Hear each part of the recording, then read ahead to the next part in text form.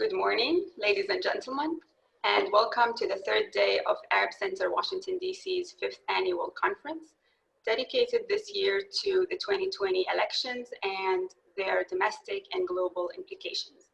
My name is Tamara Kharroub. I'm the Assistant Executive Director and Senior Research Fellow at Arab Center Washington, D.C. I am pleased to welcome you all to this third and final day of the conference, focusing today on U.S. policy towards Palestine, Israel, and the impact of the 2020 elections on future policy decisions. We are happy today to have an excellent lineup of speakers to join us for this important discussion. Thanks to all our speakers and thanks to the viewers for joining in. And now it is my pleasure to introduce our keynote speaker. Dr. Shibley Telhami is the Anwar Sadat Professor for Peace and Development at the University of Maryland and a non-resident senior fellow at the Brookings Institution. He is also a member of the Academic Advisory Board here at Arab Center Washington, D.C., and we're glad to have him. His research interests and expertise include U.S. policy in the Middle East, Arab politics, public opinion polling, and shifting political identities in the Arab world. In the past, he held several senior advisory positions at the U.S. State Department, the U.S. Mission to the United Nations, to Congressman Lee Hamilton, and as a member of the Iraq Study Group. Excuse me. He is widely published, and his best-selling book, The Stakes, America and the Middle East, published in 2003, was selected by Foreign Affairs as one of the top 5 books for that year. Thank you, Shibley, for being with us this morning.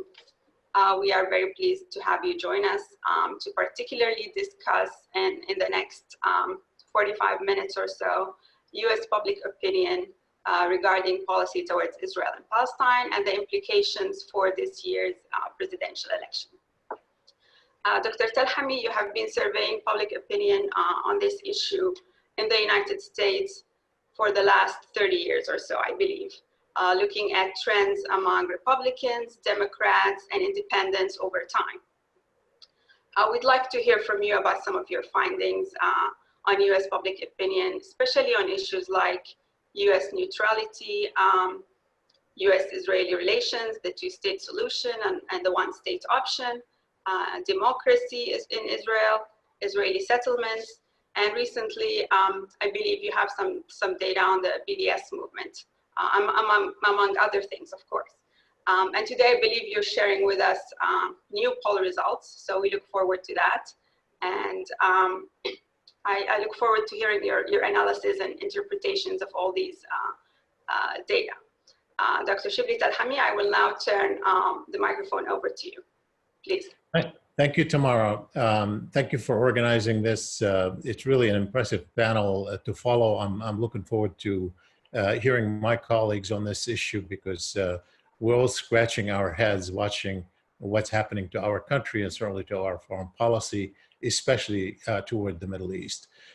Before I present you with some interesting new results from polling on where the American public is, let me just say a couple of things to put this in some perspective. I think, you know, it's when you look at American policy toward Israel-Palestine, this has not been a strategic priority issue since the end of the Cold War, and certainly has not been a strategic priority for any American administration, including Obama's and Clinton's, in the last several decades, especially after the Arab uprisings and the Iraq War of 2003. It has been marginalized. There've been some diplomacy some of which I was involved in, but it really was never a strategic priority in a way that compelled any major shift or taking risk for a president to do what might be needed to attain a just peace in the Middle East. So let's put that in perspective. And I would say that this particular administration, the Trump administration, is really an aberration, even with that. It's an aberration because in some ways it's an accident of history. It is where you have a president who knows very little about international affairs and cares very little about international affairs, who ignores all the experts, including his intelligence experts, and surrounded by a team to whom this issue, Israel-Palestine, is a priority ideological issue. where they can mobilize the president and the power of a superpower to implement an agenda as they see it, with little restraint from the system and with some applauding from the base. We're operating in a very polarized environment, so it's not useful particularly to talk about broad public opinion when it comes to an administration that mostly caters to a base. And obviously the base is at home with the policy that it has pursued in the Middle East. But let's be clear, when people specifically talk about the base pertaining to Israel-Palestine, people are speaking about evangelical Christians, about whom I'm writing a book. But I have done a lot of polling among evangelicals over the past 6 years. And let's be clear, they are not driving Israel-Palestine policy. They're applauding it. They don't really know what they want on policy. They're not the ones who particularly want to recognize the, for Israeli annexation over settlements in the West Bank. They're not the ones, and they would never abandon Trump if he did nothing on that issue, given that he's given them everything they want on every other issue, including, education and Supreme Court and tax breaks and so forth.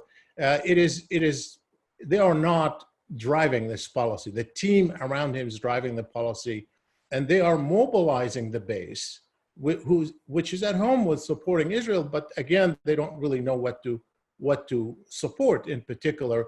They're mobilized as cheerleaders rather than as drivers of policy.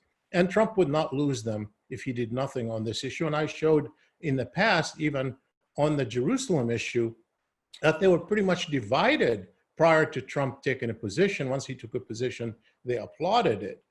So let's be clear here too, that this is not the base, quote, driving this policy. It's the team around Trump driving this policy for ideological reasons and utilizing a base that is at home with that policy. So that's to be clear. But where is the public, both Republican and Democrats, where are they on this issue? And now I'm not going to go through all the stuff that I've done of 30 years of polling on this, but I just want to share a few slides to give you a little bit of a sense where Democrats and Republicans are, how they've shifted over the years, and particularly about the obvious gap in the Democratic Party between the constituency and the elected officials. But let me start with something more basic. So I want to share something with you first, which is broad,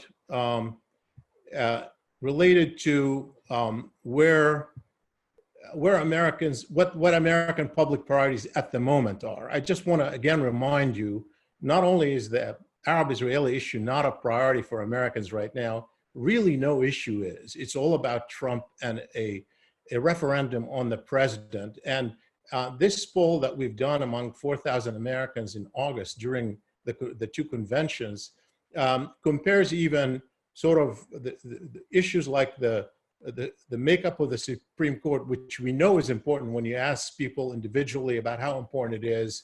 It's a very important issue for all Americans. And yet it's dwarfed by the Trump issue. You're either for Trump, a vote, look at among Democrats, it's mostly a vote against Trump and his agenda. Republicans, it's mostly for Trump and his agenda. Obviously, that includes issues, but it's really very personal. So clearly, this issue is not present in the election. And frankly, even after the election for a while, particularly if Joe Biden wins, it's certainly not for a while likely to be an issue that is going to jump to the priors, given all the mess that we'll find ourselves in that has to be addressed. But I just want to give you this baseline question that I have asked over the years for you to look at, and I just want to use this baseline question for a little bit more analysis. A lot of people say, really not much has changed in public attitudes toward Israel-Palestine over the years. It's not true. I've been doing this for 30 years. What we used to see is that about 2/3 of Americans would say that They don't want the U.S. to lean toward Israel or toward the Palestinians. They want the U.S. to lean toward neither side. Now, if you look at this, this is the most recent poll. This is just the August poll. If you look at that, you'll see that, in fact,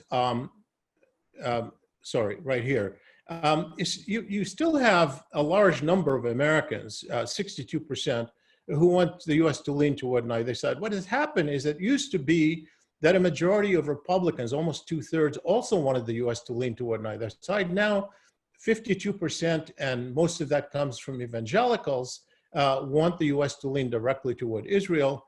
And among Democrats, here's an interesting story. 74% want the U.S. to lean toward neither side.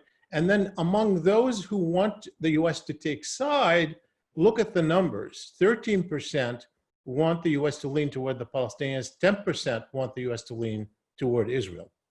Now, the Democrats are not anti-Israel. They just want fairness in dealing with this issue. And that has become clear in much of the debate.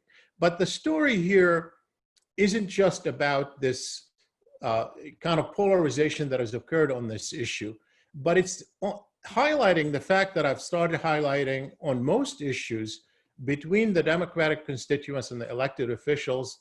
I wrote about it back in 2014, 2013, in some of the issues that were clear that the public was in a different place than elected Democratic officials. In this particular question, in this particular poll in August, I added a new question to see whether the public perceives their elected officials to be close to them or leaning more toward Israel than they are, or leaning toward the Palestinians more than they are. So the question was, compared with your view on this issue, how would you describe the positions of your elected congressional representatives on it?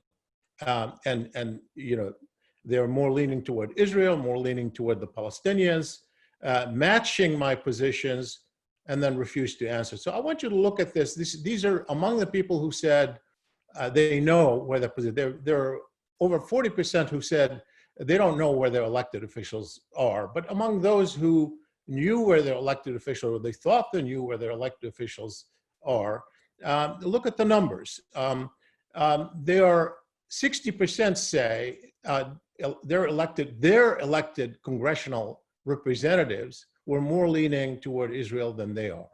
That's self-perception of public, and 67% of Democrats say their elected officials are more leaning toward Israel than they are.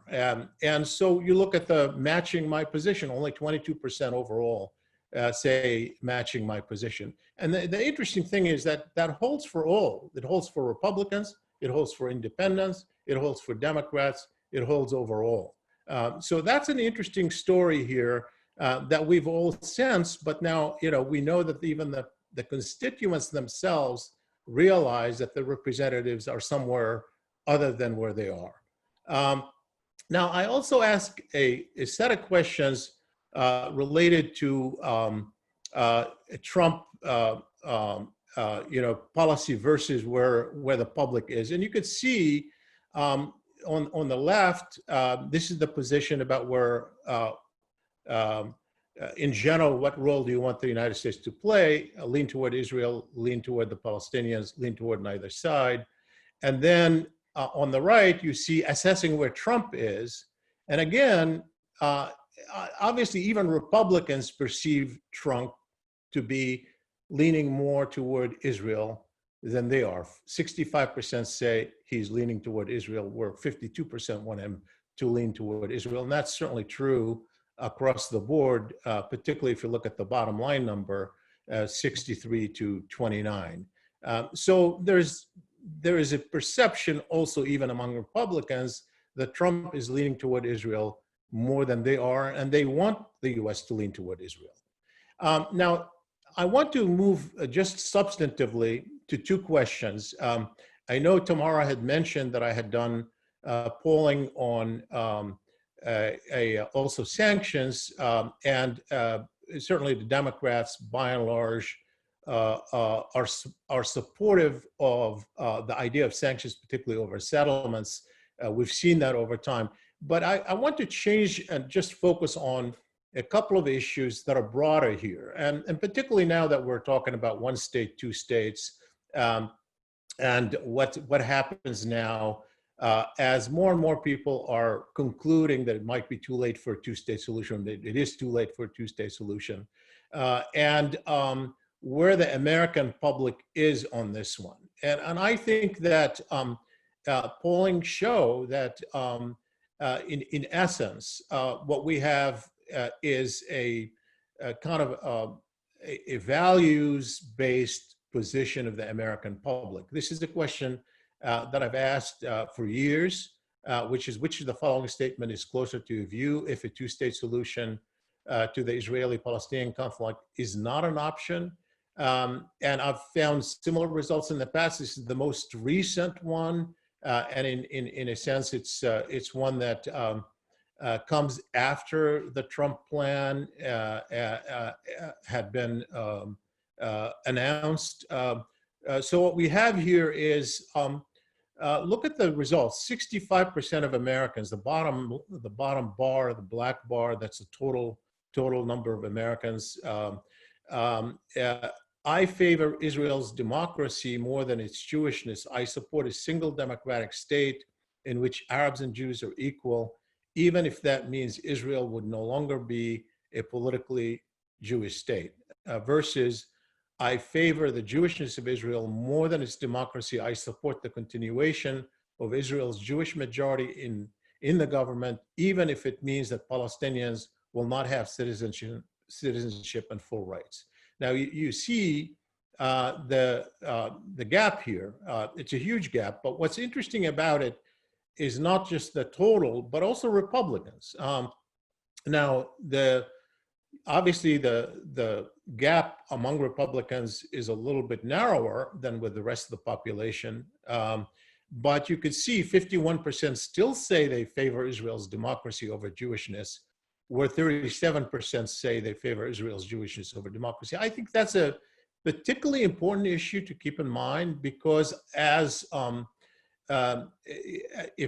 more people conclude that maybe two states is not viable anymore, the question will be about this. It's a value issue, and I think that there is, you could see, particularly for Democrats, 78% say they favor a democracy over Jewishness. Only 12% say they favor democracy over Jewishness. That's particularly telling, and I think we're in a way moving more toward this kind of debate within the Democratic Party, certainly the Democratic constituency, if in fact, depending obviously what politicians put on the table and where that conversation heads on one state versus two state.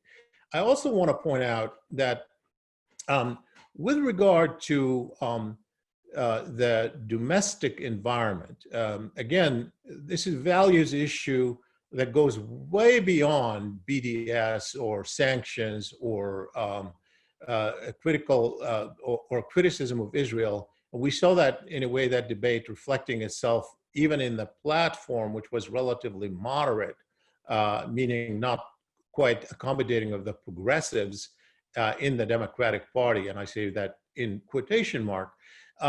So you have here a question for Democrats that goes way beyond the question of Israel-Palestine. And I have written before, I've argued in articles showing that Israel-Palestine, for a large number of Americans, especially Democrats, isn't so much about I like Israel or don't like Israel, I like the Arabs and don't like the Arabs, I love the Palestinians or don't love the Palestinians.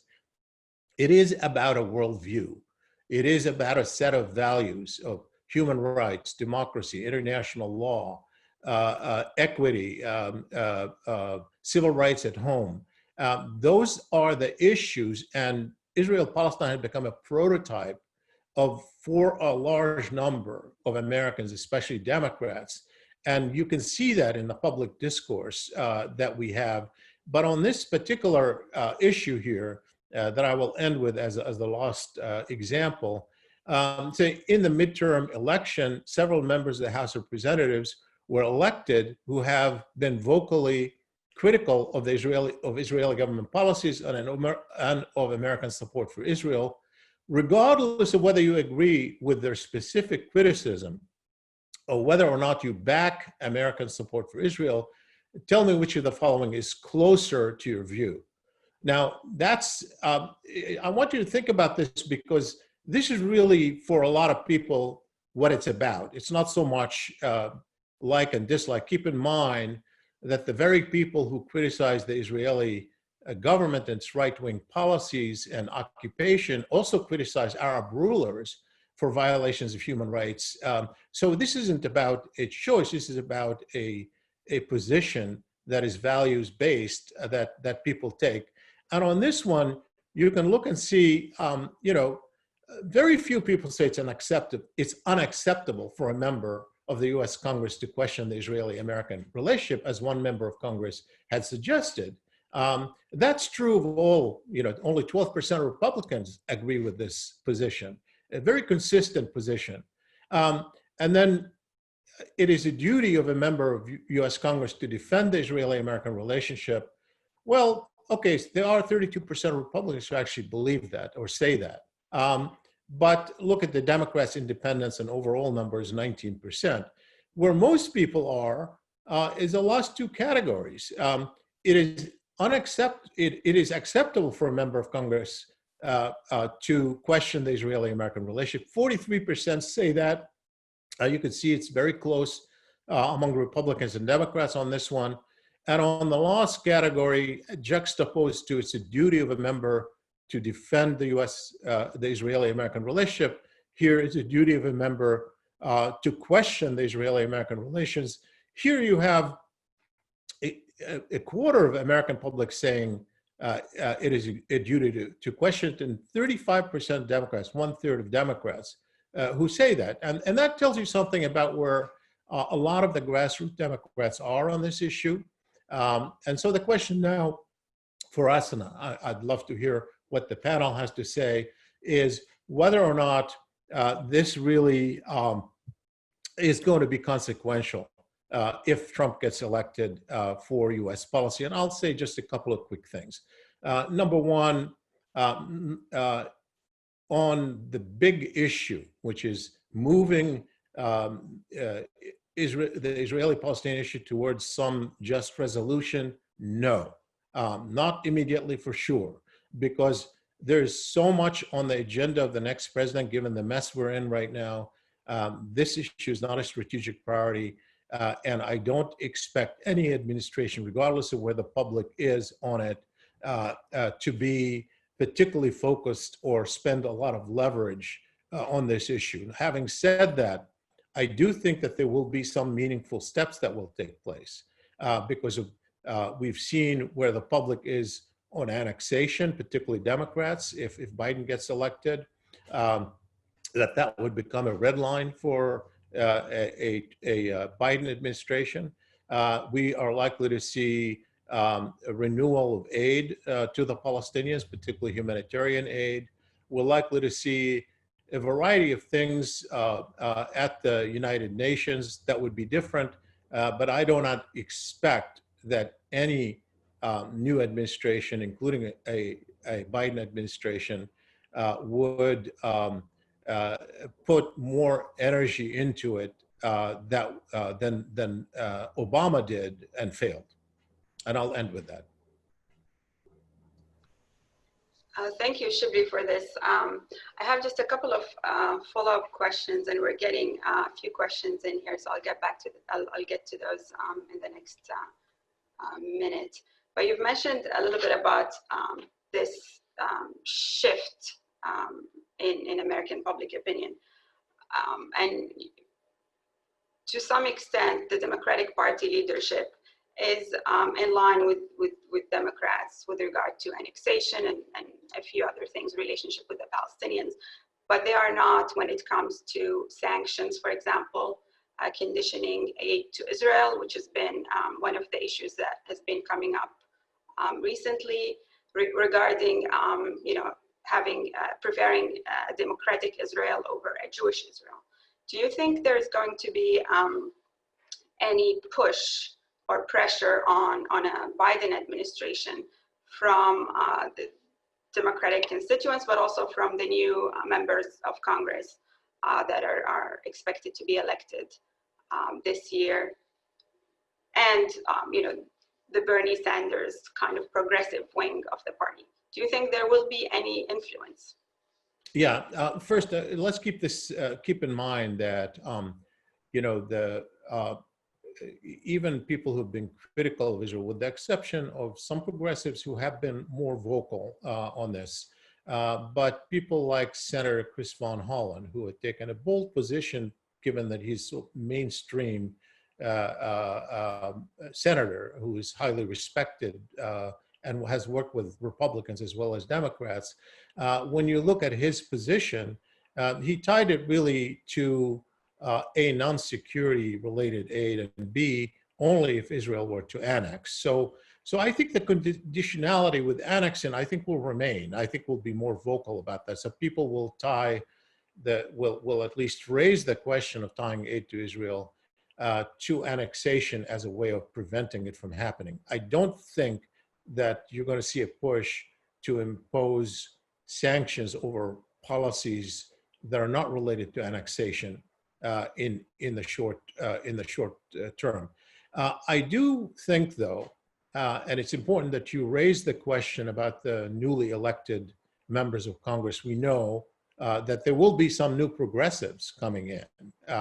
We know that because they won the primaries and in heavily Democratic districts, and there will be more. And I think that's really an important point, where even though the Israel-Palestine question has not been a priority issue strategically for the U.S., so therefore, once you enter a general election or a policy realm for a president, it's not going to be a top priority issue over which a president is going to bat in a way that he would on, let's say, the Iran nuclear deal, as Obama did, versus Israel-Palestine. And nonetheless, in democratic politics, this issue resonates. We've seen that in the primaries. And so in the primaries, there's no question that people who criticized a pro-right-wing policy in Israel actually were rewarded mostly by their constituents. Not only did they not pay a price, but this wasn't a weapon they can use in their favor. And that has been, like against, Congressman Engel, who's obviously a veteran, important member of Congress. So clearly in democratic politics, it's going to be still the case. And I do think that more voices in Congress does put pressure. When you bring even one or two people to the table, it does create a different dynamic within the Democratic Party, just as we've seen even with the Democratic competition for replacing Engel as a chair of the committee. Name one member who didn't criticize Israeli annexation. Even people who had been counted to be pro-Israel prior to that voiced support for the possibility of linking aid to possible annexation. So there is a dynamic change. It shouldn't be underestimated. It is growing, but it's not going to have an impact in the short term in a way that is going to alter the big picture in Israel-Palestine. Thank you, Shibley, for that. Just a very quick follow-up. How do you explain that change? Is it, values-based, like you said, entirely, or does it have anything to do with, generational differences, or, what some people call the Bernie Sanders effect, or the proliferation of the internet and social media? How do you explain these changes? Well, there are several factors. One factor is that we've had a very right-wing Israeli government in office for so long that it has and has been not only a right-wing Israeli government, but a government that has been at odds with Democrats. that has played, in American politics during the Obama administration and certainly the Trump administration, associated itself with Republicans more, with this Republican President Trump, took a position against President Obama, seemed to certainly weighed in, or apparently weighed in the election campaign in favor of Trump, or reportedly has. And so all of this stuff obviously alienated Democrats. No question that that's part of it. Number two, we are very polarized, and in that polarization, we are focused on values, and this sharpens the values issue. For me, I'm voting, in November. I already have my ballot actually ordered by mail, what am I voting for? I'm certainly not focused on Israel, Palestine. I'm not focused on any issue. I'm focused on, this is about our democracy. This is about our values. This is about our human rights. This is about civil rights. It's about equality. And it's sharpened that. And in that context, it does put the Palestinian question very squarely in the center of it, because I think the biggest asset for the Palestinians is this question of fitting into a broader values: international law, human rights, equality, justice, the kind of package that occurs. And third, there is no question that there has been a demographic shift. The segments of the Democratic Party that have expanded, African Americans, Hispanic Americans, women, Asian Americans, younger people, all have exhibited more fairness toward Israel-Palestine.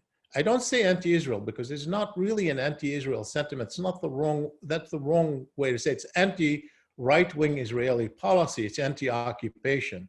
It's not anti-Israel. It's not pro-Arab, because obviously the same people, as I keep repeating, criticize Arab authoritarians. It's not about, and may not even like Mahmoud Abbas either. It's not the point about the leadership, it's about the values. And those segments of the Democratic Party have expanded and continuing to expand and shifting it in that direction. Thank you for that. We have quite a few questions, so I'll read some of them and try to get to as many as we can. You stated that, I'm just reading here, you stated that the Israel-Palestine question has not been a strategic priority for the US, yet it is a priority for the Trump administration and the Middle East team at the White House. Yeah, and that's what I said. I started by saying it is a priority for this administration because it's an aberration of history, an accident of history. And it's an accident because you have a president who himself doesn't really follow specific issues, doesn't know much about international affairs. I'm not really sure he knows much about what the occupation means or annexation means, or all of these issues. And this, I'm not saying off the top of my head. Obviously, it's been in the memoirs of people who work with him. I'm also co-authoring a book about the Trump and Obama administrations, have interviewed many of Trump's top aides on this issue. Clearly, this is not somebody who follows specifics, and he doesn't consult with experts or intelligence or bureaucrats. And so he's essentially given his team, principally his son-in-law and his ambassador to Israel, who is this former bankruptcy lawyer, free hand. And they have been able to mobilize his support, to utilize the base that is already supportive of Israel, and mobilize the weight of the superpower, to twist arms, to bring resources to bear, to offer millions to people to normalize, to billions in some cases, reportedly in the case of the Sudan, or hundreds of billions in the case, hundreds of millions in the case of the Sudan, that's unusual. Sure, domestic politics has increased as a factor since the end of the Cold War because the strategic imperatives have been lowered. But never have we seen anything like that, where this issue rises in the priority because of its ideological importance to a subgroup within the White House and a president who is essentially not paying all that much attention on the specifics. So yes, this is true. It's unpredictable. It's unlikely to repeat itself. But it's like so much that has happened on the watch of this administration. And you mentioned the normalization deals. We have a couple of questions. Has the Israeli agreement with the UAE and Bahrain improved Trump's chances of re-election? And you've mentioned a little bit about the priority issues, but if you could touch on that a little bit. No, I don't. And here's, I think that, look, if I am a Jared Kushner, I want this normalization deal not because it's going to help the president get reelected. I want it because I want normalization between Israel and the Arab states. And I know that Trump may not get reelected in November, and I want it done now. But if I was going to go to my president and tell him, look, I want you to support this. I want you to allow me to use our resources and muscle. I want you to make phone calls. I want to tell him that this is going to help you electorally. And I want to also get the evangelicals to repeat that message to him. But the bottom line is, no, I don't think it's going to help him or it's going to hurt him. I just don't think it's going to matter. I don't think people care about, what they don't necessarily object to peace. In fact, Democrats don't object to peace between Israel and the Arab states. They've been, been pushing for it even without Israel-Palestine movement. They sometimes say, oh, you got to extract more for it from the Israelis, but that's about it. They're not going to oppose it. But this is not, who's going to, at this point, when I showed you the Supreme Court, okay, the Supreme Court, which obviously is far more important than Israel-Palestine for Americans right now. One of the most important issues, maybe in addition to healthcare, to Americans right now. And it's dwarfed by the extent to which this is a referendum about Trump. And so I don't think his base is suddenly going to support him more because of it. I don't think anybody is going to oppose him more because of it. I think it really doesn't make much difference. And we have a somewhat related question about focusing on the Arab world in this case. The questioner asks, the Arab world is unanimous about the two-state solution. Do the two-state solution and the Abraham Accords, as they are known, serve conflicting or mutual interests I'm guessing, for the Arab countries? Well, the thing about the two-state solution, let's just think about it a little bit conceptually, not just for Arabs or but for Americans as well, actually. It has been kind of a comfort position to take, a psychological fig leaf, I would say, for people to take, because if they don't support two states, what are they going to support? That's the problem. So I showed you where Americans are. So if there's no two states, and they'll support a democratic state with equal citizenship, when American politicians going to say, I don't want a Jewish state right now? Nobody wants to be in that position. In the Arab world, if you say no two states, where do you go? What is it that you're going to say? Well, sure, you can say you want equality for Palestinians, but what if they don't? If it doesn't happen? So I think the problem is even bigger than that, because and it reflects itself in some ways in the position of the Palestinians themselves, particularly the Palestinian Authority, because frankly, the biggest asset for the Palestinians is still international legitimacy of their cause. International law, UN resolutions, prior agreements, issues of justice and equality. Those are the things that really are still the assets for the Palestinians. Well, the fact is the UN resolutions are all for two states in recent years. The fact is that's where the European Union is. The fact is that's where the international community is. So if you abandon that, you're abandoning in some ways where part of the basis for your legitimacy is. So it's really a complicated issue pertaining to the actual agreement between Israel and the UAE and Israel and Bahrain, I happen to think that it doesn't really change the picture much. It hurts the Palestinians obviously more than it helps them. That's obvious, because obviously part of the argument for has been that that card of normalization should be used in order to get Israel to make concessions. And obviously it's not right now. So clearly it plays into that argument that Israel can make peace without it. But the honest truth is that card had never been effective. I mean, the Arab states have put it on the table. We're not nearer to a two-state solution. Even if there had been no peace between Israel and the UAE, no peace between Israel and Bahrain, we're not going to be closer to a two-state solution. So now, obviously, it might lead more people to say two states are not viable, and that takes you into the values kind of conversation that is separate from one state versus two states. Let me just unmute myself. We have a set of questions that I'll end with here because we're reaching the end of our time, but we have quite a few questions about the demographics of your sample.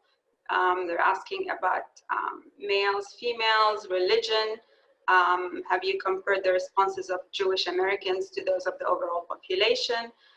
Which states did you pull the sample from? If you could briefly, in maybe 1.5 minutes. Yeah, sure. That's a good one. So all our polls are done with Nielsen Scarborough. They have a probabilistic online panel, and we have a national representative sample from that panel that is also weighted demographically to reflect the national distribution based on census data. In this particular case, it was a huge, the biggest poll that we have done, which is almost 4,000 Americans, national representative sample of nearly 4,000 Americans. Of course, we do a lot of demographic analysis, and you can actually see some of that online and in articles, and they're extremely important. With religion, as you might imagine, evangelicals by far are the most, the group that wants Israel, the US to lean toward Israel the most, and is more comfortable with annexation than other segments of the public. When it comes to other demographics, Hispanics and African Americans, young people and women tend to be more than other groups wanting the US to lean toward neither side. And in some cases, the minority who want the US to take sides more tend to want now Israel, the US to lean toward the Palestinians. A very small number. I displayed some of that over the whole because I think the overwhelming majority, certainly among Democrats and nearly 2/3 of all Americans, want the US to take neither side. But just as you might expect, the constituents that make up the Democratic Party tend to want the US to be even-handed far more than the rest of the population. Thank you. And let me squeeze in one final question here from the viewers. Do you see any promising openings for Palestinian initiatives in the present circumstances of low strategic importance of the issue, but at the same time, broad support in US public opinion for a democratic over a Jewish state in Israel? Well, that's a big issue, and I'm not going to take just in a few seconds to say more about it. But I want to say a few things here. I mean, obviously there's been a Palestinian failure separate from the Palestinian cause has paid a price, and it's a failure that is not, by the way, in opposing the Trump plan. I don't see how any Palestinians could have supported the Trump plan or worked with Trump after they decided to move to declare Jerusalem as the capital of Israel. I just don't see that. I don't. It doesn't matter whether it's Mahmoud Abbas or anybody else. That's not a failure of the Palestinians. The failure was basically to if you're not going to work with the administration, to shore up your support elsewhere. And obviously, the principal support historically for the Palestinians emanated from the Arab world.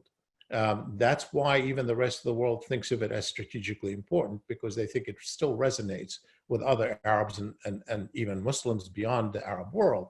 And if you don't shore up your support there, if you don't find a way to work with people, even people you don't like or people you disagree with, and reach out to create a coalition, I think you're doing something wrong, because obviously it's going to come back to hurt you, and that is a realization that we see now. And don't take public opinion in the Arab world for granted either, even though I believe it remains supportive of the Palestinians. But I think that's really the biggest failure, and I think that's one that has to be revisited, and that's where the issue of looking for opportunity should start. Thank you, Shibley. We've reached the end of our time for this particular segment of today's program. Thank you very much, Shibley, for your time and for your insights. And thanks to everyone for joining in and sending your questions. I would like to ask the viewers to stay with us as we move to the next panel in the next few seconds here.